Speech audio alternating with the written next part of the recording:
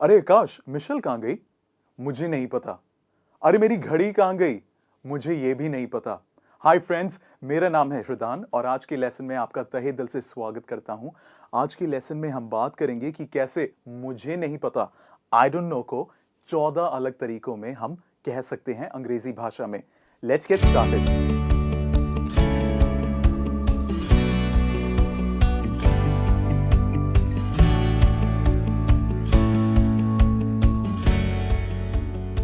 पहला तरीका जिससे हम आई डोंट नो कह सकते हैं इंग्लिश भाषा में इज इट बीट्स मी। क्या आपने कभी दिल की धड़कनें सुनी है? हार्ट बीट्स, वहीं से ये आया है। क्या आप अपनी खुद की दिल की धड़कनें सुन सकते हैं? नहीं सुन सकते। क्यों? क्योंकि आपको नहीं पता कैसे करें वो। वहीं से आया है इट बीट्स मी। जब भी आप कहते हैं इट बीट्स मी, इसका मतलब है मुझे नहीं पता। For example, it beats me how he got good marks. एक स्टूडेंट है, उसे ना जाने कैसे अच्छे मार्क्स मिल गए। उसी के चलते हम कह रहे हैं कि मुझे नहीं पता कि उसे कैसे अच्छे मार्क्स मिल गए। वो इतना नालायक है पढ़ाई में, लेकिन पता नहीं कैसे उसे इतने अच्छे मार्क्स मिल गए। सो इसलिए इसी के चलते हम बोल रहे हैं it beats me, I don't know, I am in shock how he got good marks. मुझे नहीं पता। Next example is beats me why he was so rude to you. Well, इस यहाँ पर हम दो लोगों की बात कर रहे हैं, जो एक रूड था और जिसको रूड बिहेवियर मिला। हम कह रहे हैं कि मुझे पता नहीं, बीट्स मी, मुझे पता नहीं कि वो तुमसे इतना रूड क्यों था, तुमसे इतना इम्पोलाइट तरीके से क्यों बात करी उसने।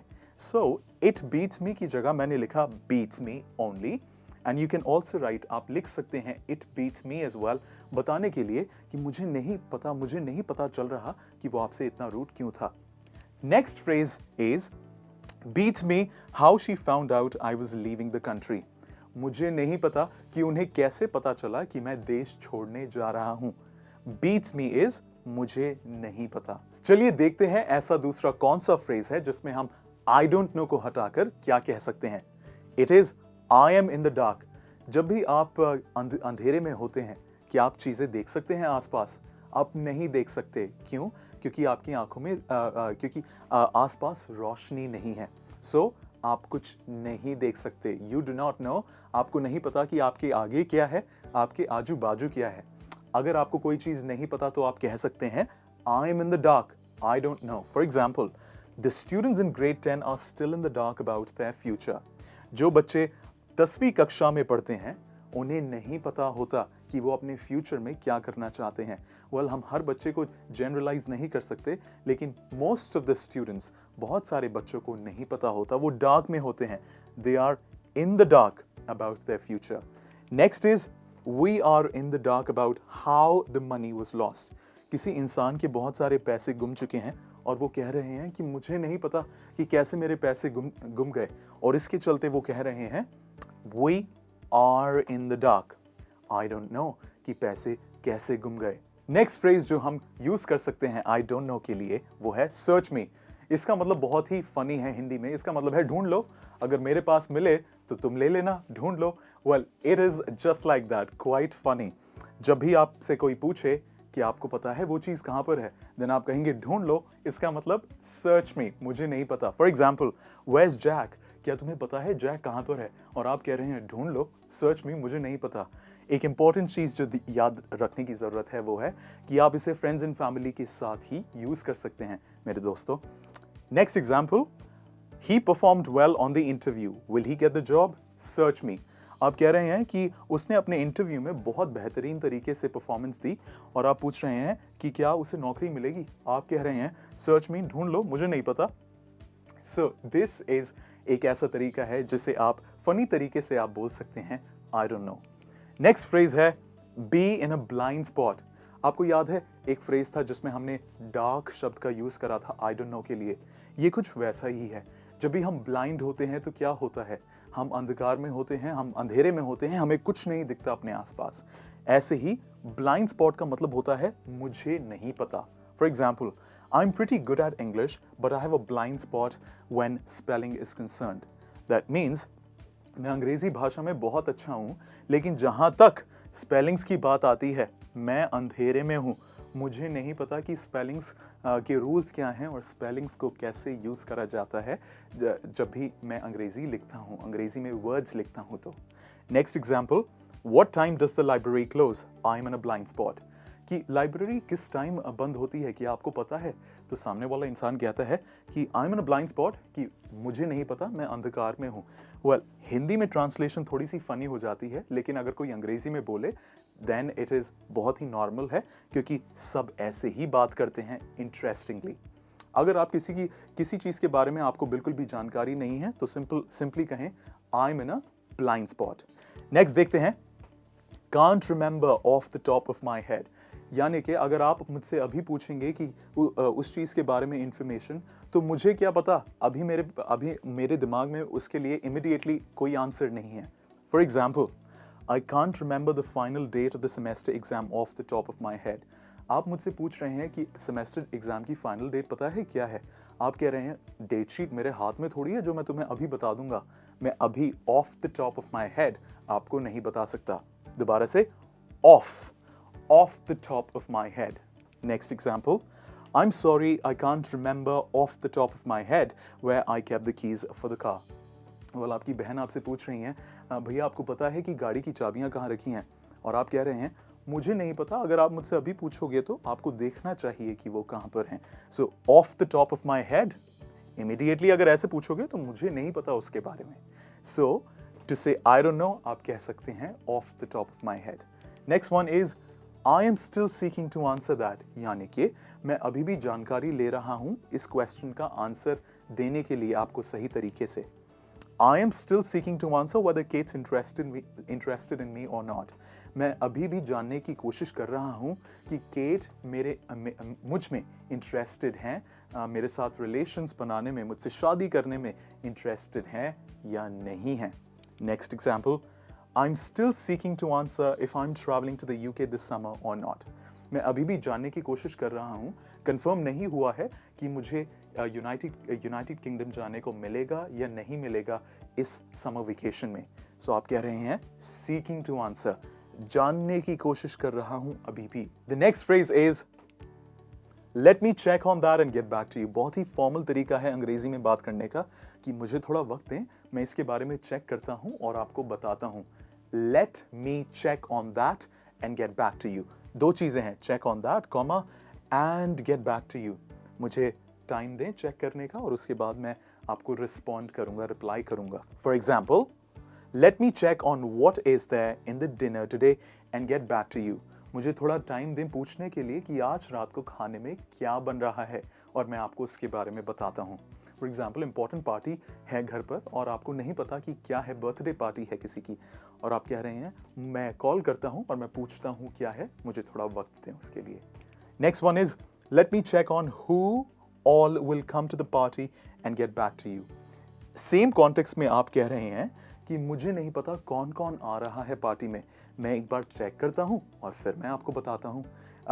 बजाय कहने के सिंपल स्ट्रेट फॉरवर्ड कि मुझे नहीं पता, आप एक बहुत अच्छा तरीका यूज़ कर रहे हैं और आप कह रहे हैं कि मुझे थोड़ा वक्त दें जानने के लिए और मैं आपको रिप्लाई करता हूँ कुछ ही टाइम में। Next phrase is it's a mystery to me. Mystery का मतलब क्या होता है? मिस्ट्री का मतलब होता है रहस्य। जो चीज़ आपको नहीं पता, एक बहुत बड़ा रहस्य है, उस चीज़ को कहेंगे mystery. For example, who will win the elections this time is a mystery to me. इस टर्म में, इस साल जो इंसान इलेक्शन जीतेगा, जो पार्टी इलेक्शन जीतेगी, वो मेरे लिए एक रहस्यमय बात है, क्योंकि दोनों ही पार्टीज बहुत ज़्यादा स्ट्रॉन्ग हैं। सो यहाँ पर is a mystery to me means I don't know, मेरे लिए एक बहुत रहस्यमय बात है। सो अगर आप बोलना चाहें आई डोंट नो, आप कह सकते हैं is a mystery to me. For example, आपको पता है कि गाजर कहाँ रखी है? You say it's a mystery to me. Well, it is a little funny, बहुत फनी हो जाएगा, लेकिन कोई परेशानी नहीं है ऐसा कुछ यूज़ करने में। Next one is my interview was great, whether I will get the chief financial officers job और not is a mystery to me. मेरा इंटरव्यू बहुत अच्छा गया, लेकिन वेदर का मतलब हुआ यहाँ पर लेकिन मुझे नौकरी मिलेगी या नहीं मिलेगी, आज भी मेरे लिए एक रहस्यमय बात है जिसका मैं आंसर का वेट कर रहा हूँ, कुछ ही दिनों में मुझे आंसर मिलेगा उसका. So is a mystery to me means I don't know. Next phrase is I'll double check and let you know. इसका मतलब ये हुआ मुझे 2 बार चेक करने दीजिए, मुझे दोबारा चेक करने दीजिए इससे पहले मैं आपसे कुछ कहूँ, एंड जैसे ही कंफर्म होता है मैं आपको बताता हूँ. For example, I'll double check the date of the homework submission and let you know. आप मुझसे अभी ना पूछें कि होमवर्क सबमिशन की डेट क्या है, क्योंकि शायद मैं आपको गलत बता दूं. एक बार मुझे दोबारा चेक करने दें और मैं उसके बाद आपको बताता हूं क्या है. Double check and let you know. Again, one more time. Double check and let you know. The next one is I'll double check and let you know in case I travel all alone.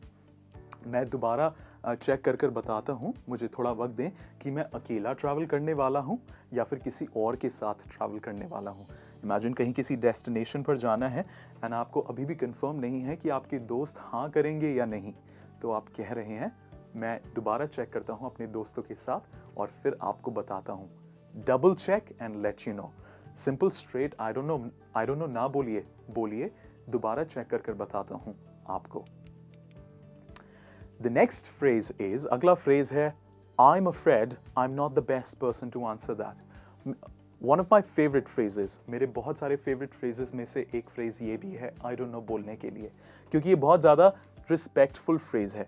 I'm afraid का मतलब हुआ कि मुझे माफ़ करिएगा. आप sentence की शुरुआत कर रहे हैं एक बहुत पॉजिटिविटी से, पोलाइट तरीके से कि मुझे माफ़ करिएगा, मैं बेस्ट इंसान नहीं हूँ ये क्वेश्चन आंसर करने के लिए. किसी ने आपसे कुछ क्वेश्चन करा, बहुत सी सिचुएशंस होती हैं और आप बेस्ट इंसान नहीं हैं. फॉर एग्जांपल, आप हैं टीचर ऑफ इंग्लिश, किसी ने आपसे साइंस का क्वेश्चन करा, क्वांटम फिजिक्स का क्वेश्चन करा और आप कह रहे हैं कि मैं बेस्ट इंसान नहीं हूँ ये क्वेश्चन आंसर करने के लिए, मुझे माफ़ कीजिएगा. For example, I'm afraid I'm not the best person to answer where the reception is. I'm a visitor myself.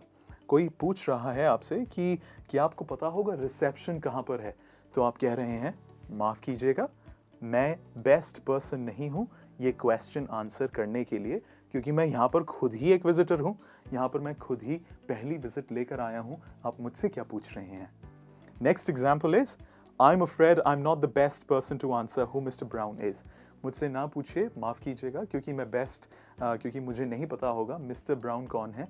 इस पार्टी में मैं पहली बार आया हूँ, मैं खुद ही एक गेस्ट हूँ इस पार्टी में, शायद आप किसी और से पूछ सकते हैं. ऐसी सिचुएशन आए तो बोलें I'm afraid, माफ़ कीजिएगा, मैं बेस्ट इंसान नहीं हूँ ये क्वेश्चन आंसर करने के लिए. नेक्स्ट फ्रेज है I haven't got a clue. इसका मतलब मुझे कुछ भी क्लू नहीं है. क्लू का मतलब क्या होता है? अंदाजा. मुझे कुछ भी अंदाजा नहीं है इस बारे में. For example, I haven't got a clue where the supermarket is in this area. आप इस एरिया में पहली बार आए हैं और आपको कुछ भी अंदाजा नहीं है कौन सी मार्केट किस तरफ है, और आप कह रहे हैं I haven't got a clue. मुझे कुछ भी अंदाजा नहीं है. दूसरा एग्जाम्पल इसी कॉन्टेक्स्ट में हुआ I haven't got a clue which doctor to go to for my shoulder pain. मुझे कुछ भी अंदाज़ा नहीं है मैं किस डॉक्टर के पास जाऊं. मैं बहुत ही सारे डॉक्टर्स के पास जा चुका हूं, मेरे कंधे में बहुत ज़्यादा दर्द है, मुझे नहीं पता मैं किस डॉक्टर के पास जाऊं. कुछ अंदाज़ा नहीं है.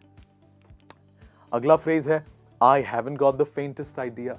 फेंटेस्ट का मतलब क्या होता है? फॉर एग्जाम्पल, इमेजिन कीजिए मैं यहाँ पर एक लाइन बनाता हूँ, बहुत ही हल्की लाइन है, शायद अगर और दूर से देखें तो ना दिखे. इसे अंग्रेजी में कहेंगे फेंट लाइन. सो कुछ ना देख पाना क्लियरली, उसे कहेंगे फेंट आइडिया. फेंटेस्ट आइडिया का मतलब हुआ बिल्कुल आपको समझ नहीं आ रहा, क्योंकि वो सिचुएशन आपके लिए क्लियर नहीं है. For example, I haven't got the faintest idea what you mean. मुझे बिल्कुल नहीं समझ में आ रहा कि आप क्या कहना चाह रहे हैं. So fantastic idea. Next one is, I haven't got the faintest idea about what is in dinner tonight. मुझे कुछ भी अंदाज़ा नहीं है आज रात के खाने में क्या बन रहा है, क्योंकि मैं खाना नहीं बना रहा, मैं किचन में नहीं हूँ. So it is faintest idea. The next phrase is, I want to be sure before I tell. बहुत ही nice तरीका है, बहुत ही interesting तरीका है अंग्रेजी में I don't know, मुझे नहीं पता बोलने का. आप कह रहे हैं बहुत पोलाइटली कि मैं कंफर्म करना चाहूँगा, मैं श्योर होना चाहूँगा इससे पहले मैं ये क्वेश्चन का आंसर दूँ आपको। बहुत ही अच्छा और इज़्ज़तदार तरीका है अंग्रेज़ी में बात करने का। For example, I want to be sure before I tell where is Slovakia. Slovakia एक प्लेस है जिसकी बात हो रही है और आप कह रहे हैं कि मैं श्योर होना चाहता हूँ ये आंसर देने से पहले कि स्लोवाकिया कहाँ पर है। तो भाई मैं अभी तो आपको कोई आंसर नहीं दे सकता। Next is I want to be sure before I confirm the date of my flight to New York. मैं श्योर होना चाहता हूँ इससे पहले मैं आपको बताऊँ, कमिट करूँ कि मेरी न्यूयॉर्क जाने की फ़्लाइट की डेट क्या है। सो मैं कुछ और काम के लिए कमिट नहीं कर सकता। मुझे वक्त चाहिए जानने के लिए कि न्यूयॉर्क की फ़्लाइट की डेट कब की है। तो ये थे अलग अलग तरीके आई डोंट नो बोलने के। अगली बार आई डोंट नो ना बोलिए, बोलिए इन सारे फ्रेजेस को अपनी इंग्लिश को बेहतरीन बनाने के लिए। मेरे साथ जुड़े रहने के लिए बहुत बहुत शुक्रिया। Have a great day and lots of love.